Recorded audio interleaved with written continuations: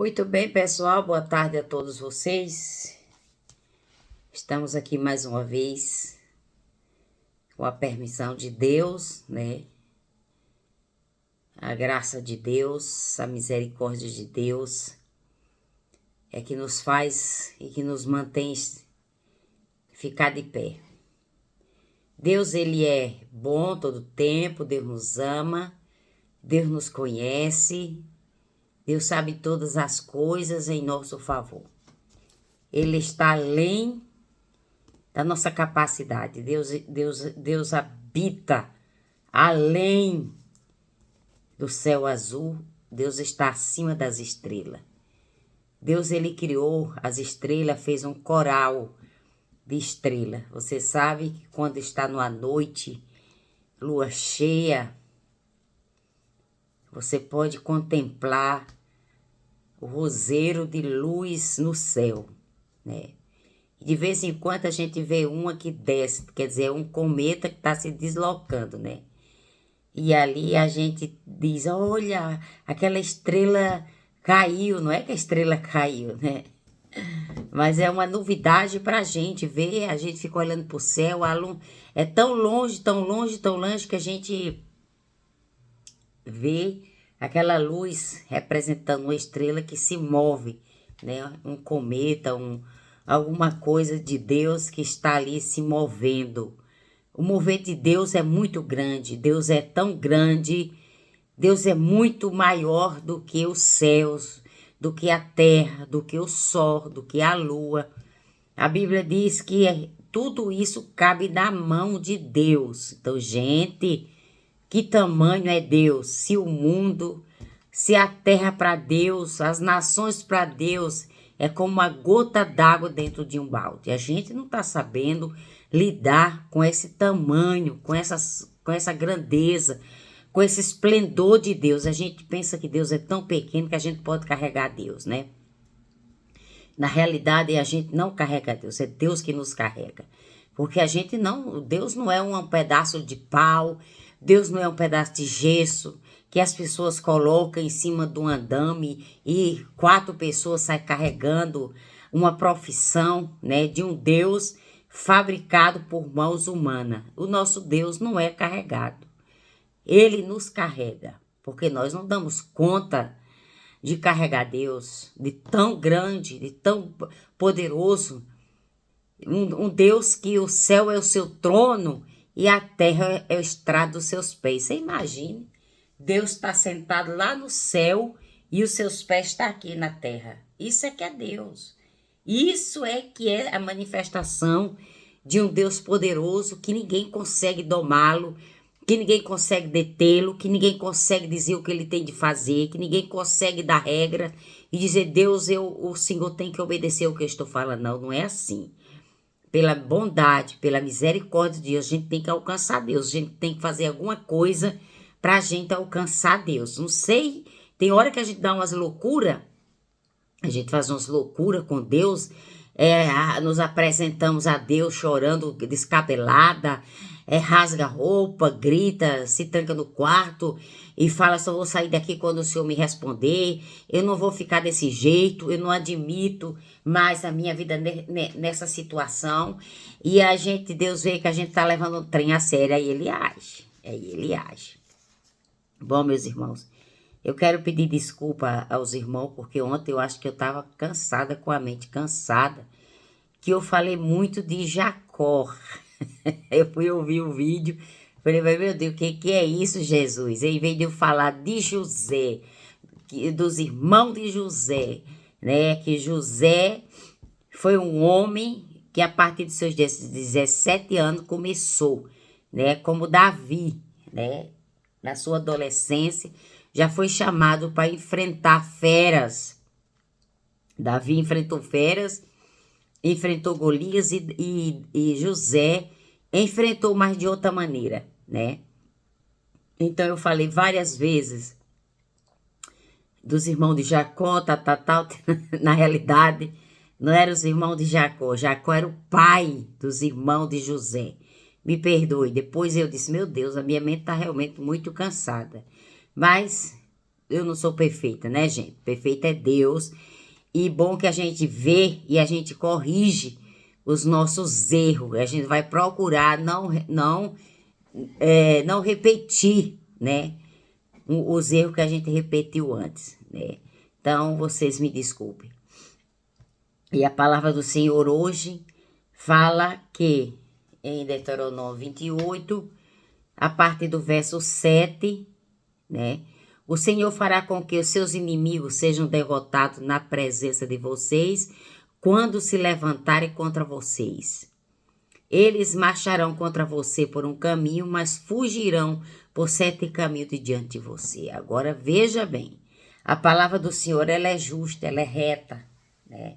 Ela cabe em qualquer lugar, desde que haja espaço para ela.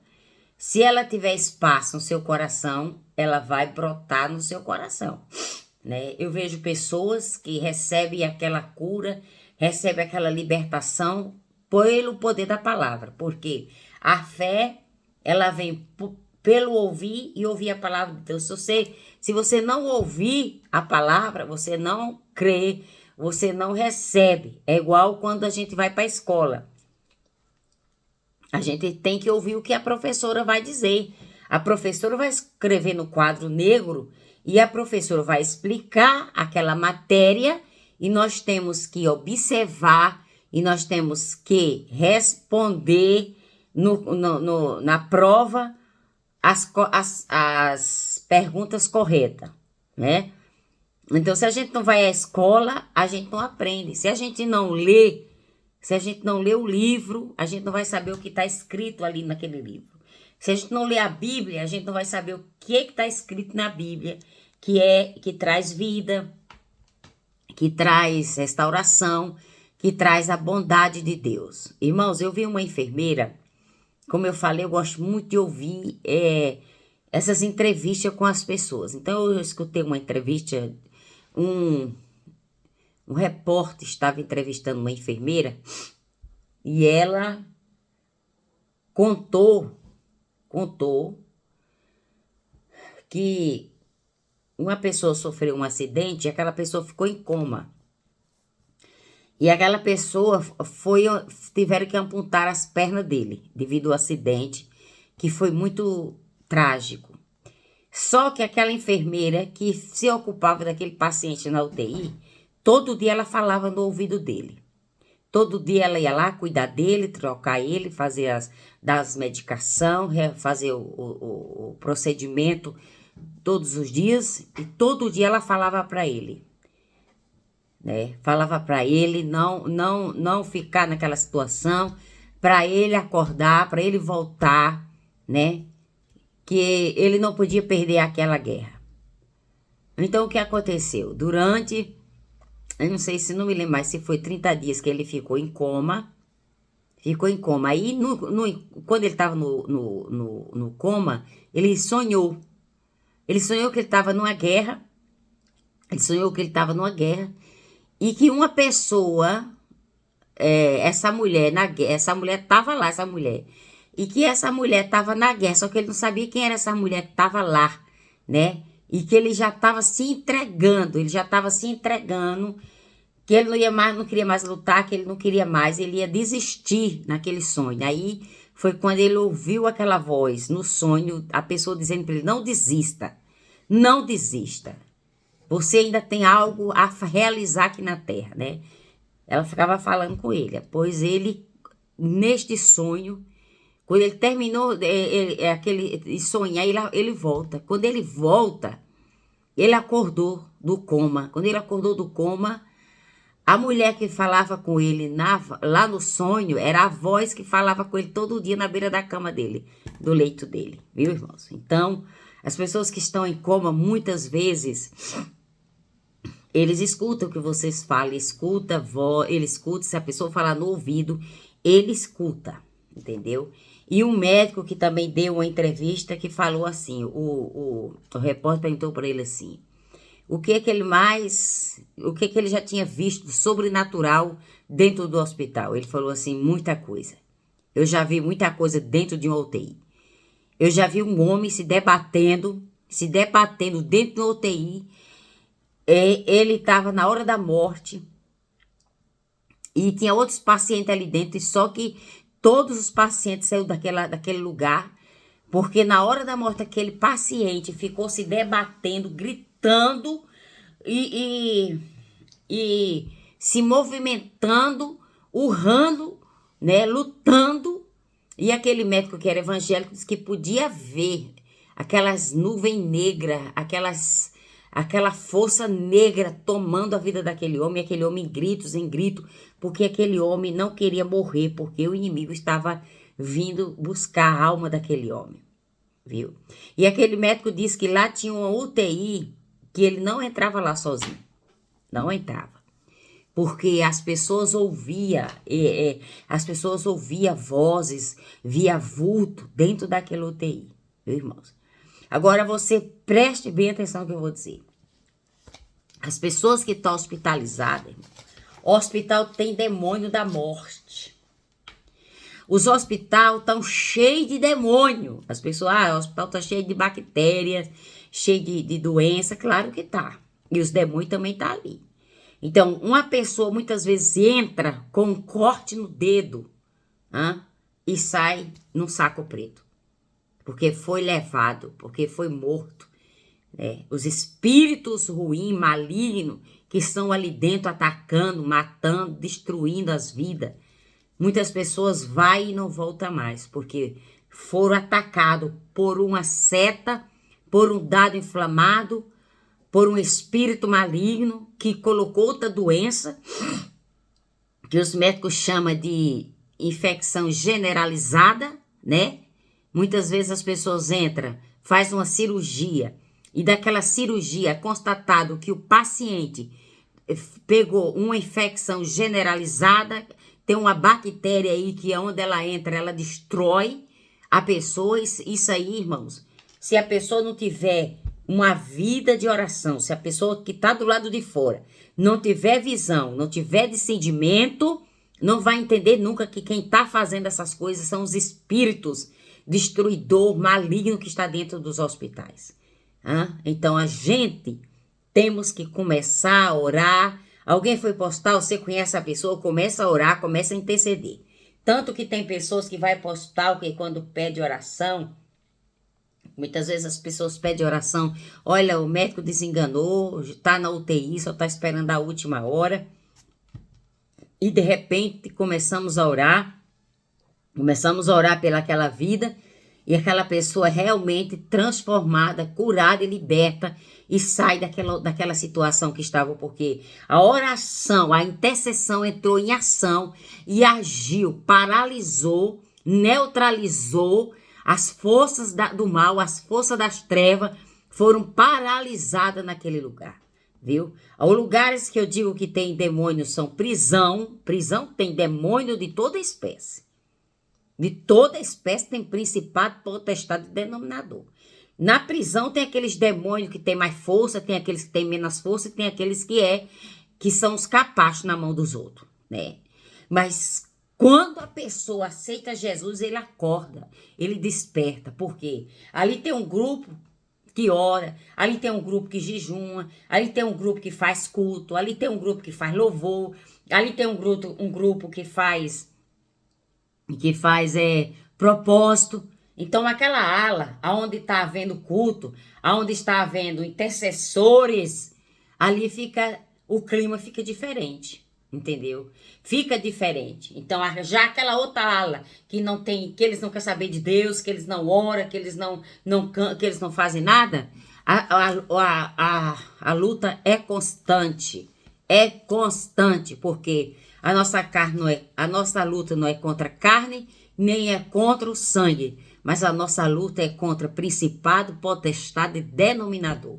As forças do mal existem, viu? As forças do mal existem, porque eu já presenciei uma certa vez as forças do mal me atacando, tá? Eu fui para uma vigília, e lá naquela vigília, desceu ali pessoas que trabalhavam no centro espírita, tá? Não vou mencionar nomes, mas aquele lugar estava completamente lotado de crente, e desceu descer primeiro um animal, depois desceu a pessoa e aquela pessoa ficou incorporada ali naquela rodinha ali onde estava tendo a vigília. Ninguém conseguia mandar aquele demônio sair daquele homem. Ninguém conseguia mandar aquele homem se retirar daquele ambiente, né? Eu presenciei essa cena. Então, aquele homem era usado por um espírito com uma força negativa muito maligna. E ele falava, eu vou confessar o pecado de vocês aqui. Eu escutei, eu estava lá e eu vi. Eu vou confessar, eu vou falar o que vocês fazem escondido. Olha o que o capeta faz. Ele conhece, ele sabe o que você gosta, o que você faz às escondidas. Eu vou pegar essa caneta aqui, eu tô no local, ninguém tá vendo. Vou pegar essa canetinha aqui, vou levar, tá na minha bolsa. Tem pessoas que têm mania de pegar caneta. Eu tinha essa mania, porque eu trabalho dentro de estabelecimento de escritório. Então, toda caneta bonitinha que eu via, eu tinha mania de querer pegar a caneta. Um dia o Espírito Santo de Deus me deu uma chapada, falou, bota lá. E eu, joguei a caneta, aí desse dia pra cá nunca mais eu quis pegar em caneta. Ele falou com isso, você não tem dinheiro pra comprar uma caneta? E eu agora, quando eu quero, que eu vejo uma caneta, eu compro. Então, irmãos, o inimigo, ele é acusador. E naquele dia, eu presenciei essa cena, entendeu? Aí eu tava lá quieta no meu canto, eu fui sair de lá de onde eu tava pra querer me amostrar, né? Porque às vezes a gente gosta de se amostrar, né? E ali eu cheguei e falei para aquele identidade que estava usando aquele corpo, falei assim, se retire daqui agora, em nome do Senhor Jesus, isso aqui não é, esse território aqui não é seu, esse lugar aqui não pertence a você, e aqui não é nenhum ciclo de espetáculo para você estar aqui fazendo show aqui dentro. Bora, levante-se, com demônio e sem demônio, bata de retirada desse estabelecimento. E na mesma hora, para a honra e glória do nome de Jesus Cristo, aquele homem que estava lá de joelho incorporado se levantou e foi embora. E a vigília continuou. E lá para as 3 horas da manhã, eu tinha ido para essa vigília com uma irmã que insistiu muito para mim, porque ela não sabia, não tinha carta de conduzir, não tinha habilitação. E eu fui dirigir para ela e levei minha filha, a minha filha mais nova estava comigo. E quando a gente chegou em casa, não sei se era mais por volta das 3h30 da madrugada, eu fui lá na casa dela deixar ela, deixei o carro com ela e voltei para casa que era perto. Voltei a pé. Irmãos, quando eu entrei dentro de casa, que eu estava no quarto, da janela do meu quarto dava para ver o portão. Entendeu? E eu comecei a sentir um calafrio muito grande. Aquele pavor noturno me atacando. Eu vi na hora que passou por debaixo da brecha do portão uma fumaça negra. Eu nunca esqueci disso. Entendeu? Aí começou aquela opressão, aquela coisa querendo subir e querendo me controlar as minhas emoções e queria fazer com que eu saísse louca correndo na rua. Era isso. Entendeu? Queria me dominar a minha mente e queria que eu voltasse àquele lugar desesperada, correndo louca, com aquela opressão que veio me atacar. Entendeu? Aí eu voltei na casa da irmã, vamos orar, que o negócio tá feio. Não tô conseguindo, minhas pernas estão começando a gelar, eu já tava até a metade da canela. Aquela opressão, aquele gelo, aquela coisa, aquela seta, aquela coisa, aquela loucura, querendo me dominar minhas forças, querendo me fazer sair correndo no meio da rua. Isso se chama retaliação. Eu recebi uma retaliação porque eu fui lá me meter onde eu não devia ter me metido. Entendeu? Aí, irmãos, o que aconteceu? Já era 4 horas da manhã, 5 horas da manhã, 6 horas da manhã eu não conseguia dormir. Aquela opressão querendo me dominar, aquela coisa ruim, e eu orando, e eu louvando, e eu clamando o sangue de Jesus. Só que eu tinha tido um sonho uma noite antes, que eu estava num lugar e vinha um enxame de abelha negra E aquele enxame de abelha passava. Quando elas iam passar por cima de mim, eu me deitava no chão. Quando eu me deitava no chão, elas passavam rente do meu corpo. Aí eu me lembrei daquele sonho. A igreja era lá em casa. Eu entrei, deitei no chão. Se eu não me engano, foi o Salmo 24 que eu li. Do Senhor é a terra e a sua plenitude, e todos quanto nele habitam, demônio dos infernos. Você está aqui me atormentando, querendo me deixar louca, querendo comandar a minha vida, querendo me destruir. Infeliz das costas ocas, maldito, derrotado, miserável. Aí comecei a oração de guerra. Comecei a orar e comecei a me sacudir. Até estou me arrupiando agora. Comecei a me sacudir, comecei a declarar e me ungir. E declarei, determinei que saísse das minhas pernas, que saísse da minha mente, e que saísse do meu corpo, que saísse onde estava escondido, alojado aquele Satanás. E disse assim: Espírito Santo, agora toma conta da minha vida, toma conta do meu corpo. Me unge com o seu poder, me aquece. Espírito Santo, eu vou voltar para minha cama, eu vou me deitar e vou me cobrir. Era uma madrugada fria. Irmãos, eu joguei a coberta por cima de mim e falei: Espírito Santo, o sinal que eu quero que tu tá comigo é que começa a aquecer os meus pés. Meus pés estavam gelados, irmão. O gelo da morte estava nas minhas pernas, irmão. Viu? O gelo da morte, porque o demônio ficou irado contra mim por atitude que eu tive de enfrentar aquela cena devastadora ali, tanto engravatado que estava ali, tantas irmãs canela de fogo que estava ali, entendeu? Mas não tiveram autoridade para mandar aquela legião de demônio sair daquele estabelecimento, viu? E eu fui comprar guerra e recebi a cacetada, mas eu venci na oração, no clamor, não permitindo que aquela situação me dominasse, não permitindo que aquela situação tivesse forças negativas sobre a minha vida. E ali eu venci. Irmãos, o Senhor fará com que os seus inimigos sejam derrotados na presença de vocês.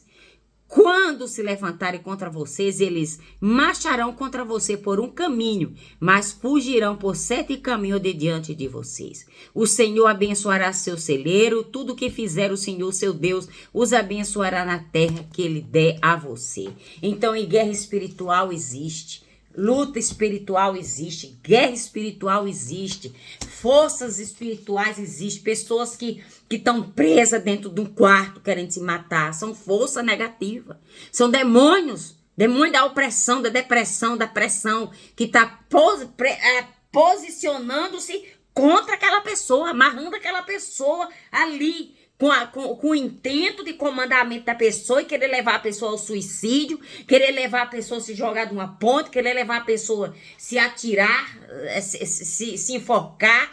A pessoa quer desistir de viver porque o capeta, ele quer dominar sua mente. O inimigo, ele quer controlar sua mente. Aquela coisa, queria controlar a minha mente, queria que eu saísse correndo da minha casa para ir de volta para aquele lugar onde eu estava. Viu, irmãos? E ali eu só venci porque eu lembrei do sonho, me joguei no chão, orei o salmo e clamei o sangue de Jesus e disse: a partir de agora você não domina mais a minha vida, minha mente, nem meu corpo, nenhum, porque você foi vencido, foi derrotado, foi destruído e você não tem direito algum sobre a minha vida. Viu, irmãos? A guerra espiritual é essa, que o inimigo quer predominar, quer comandar você, quer impedir de você orar, quer impedir de você continuar desfazendo as casinhas dele, desfazendo as fracaturas dele, desfazendo as magias dele, desfazendo tudo que ele faz para querer manter você cativo, para manter você no pelourinho, para manter você acorrentado. Quantas mães estão sofrendo com filhos no vício, com filhas depressivas, trancadas dentro de um quarto, falando em morrer, porque o lar é só a misericórdia de Deus. Só a mãe que ora, né? Não tem uma pessoa que chega e diz assim, vamos aqui, vamos lutar, nós dois, vamos dar as mãos aqui, vamos insistir, vamos perseverar aqui, vamos gritar aqui dentro dessa casa aqui, vamos lutar aqui dentro dessa casa aqui, vamos aqui arrebentar esse inimigo com as colheres de pau aqui, vamos bater de cabo de vassoura nesse adversário aqui, vamos ungir essa casa, ungir esse quarto, ungir a cabeça, derrama um litro de azeite na cabeça dessa pessoa, faça alguma coisa para esse inimigo sair da sua casa, sair da sua vida, parar de bater na sua porta 2 horas da manhã, parar de fazer você sair correndo no meio da rua. Muitas vezes tem que chamar a SAMU, muitas vezes tem que chamar a polícia, porque a agressão tá alta, tá grande, tá tentando lhe destruir, irmão, porque a luta do crente é muito grande. Quem é crente que não tem luta aí, aponta o dedo aí, você que não tem luta aí. Só se você está fazendo a vontade dele. Se você estiver fazendo a vontade do inimigo, você não tem luta, não. Mas se você está indo contra ele, você vai ter luta. Da hora que você levanta, da hora que você deita. Viu? Então, meus amados, vamos se levantar. Vamos se erguer. Vamos perseverar na oração. Vamos pedir socorro a Deus. Não vamos nos entregar, não, porque a vitória é nossa pelo sangue de Jesus. A luta bate todo dia na nossa porta. Da hora que você levanta, da hora que você deita. Ele nunca vai desistir de querer te envergonhar, de querer te fazer você querer desistir, fazer você parar. Que Deus abençoe você grandemente, viu? O que eu digo a você, leia. Leia a palavra de Deus. É a única arma forte, poderosa que nós temos contra esse inimigo, é a palavra de Deus. Sem a palavra de Deus, a gente não vai chegar a lugar nenhum. Sem a palavra de Deus, a gente não pode vencer esse inimigo. Porque Jesus venceu ele, foi com o poder da palavra. Jesus diz, está escrito, está escrito, está escrito. Quantas vezes? O inimigo tentou Jesus lá no monte. Jesus, depois de receber o batismo com o Espírito Santo, foi transportado para o monte, onde ali enfrentou Satanás cara a cara. E ele queria que Jesus desistisse, que Jesus se prostrasse, que Jesus o adorasse, que Jesus fizesse o que ele queria. Entendeu, irmãos? E Jesus venceu, dizendo, está escrito, está escrito, está escrito, está escrito. Então a gente tem que vencer. 1000 cairão ao teu lado, 10.000 ao seu direito, mas você não será atingido.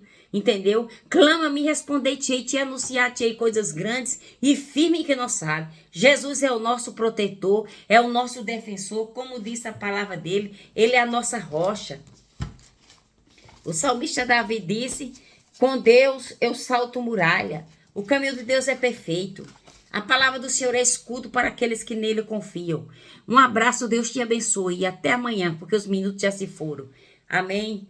Estaremos aqui orando, clamando, pedindo, e Deus nos deu a autorização, a unção de conquista, a unção de governo, a unção de andar sobre as águas, a unção de expulsar as armas malignas, o ambiente que estiver pesado. Você entra num lugar, você senta arrupio, você entra num lugar, você fica inquieta, incomodada, pode ter certeza que ali tem uma casinha de maribondo, e nós precisamos tacar fogo nesses maribondos. Deus te abençoe. Abra os olhos para enxergar o que está escondido, oculto. Aonde é que o inimigo está escondido na sua casa? Dentro do guarda-roupa? Na pia de lavar louça? Talvez o inimigo esteja escondido num cesto de roupa suja. Talvez o inimigo esteja escondido lá dentro do banheiro, que há muito tempo que você não lava. A cozinha é o lugar que se mais anda. Mantenha a casa limpa, mantenha o seu frigorífico limpo. Deve ter algum lugarzinho que ele está escondido. Ele gosta da sujeira, ele é rato, ele é barata, hein? Ele é as aranhas, tudo isso é sujeira. Então você vá lá e faça ele sair de dentro da sua casa. Em nome do Pai, do Filho e do Espírito Santo de Deus. Deus te abençoe, um abraço.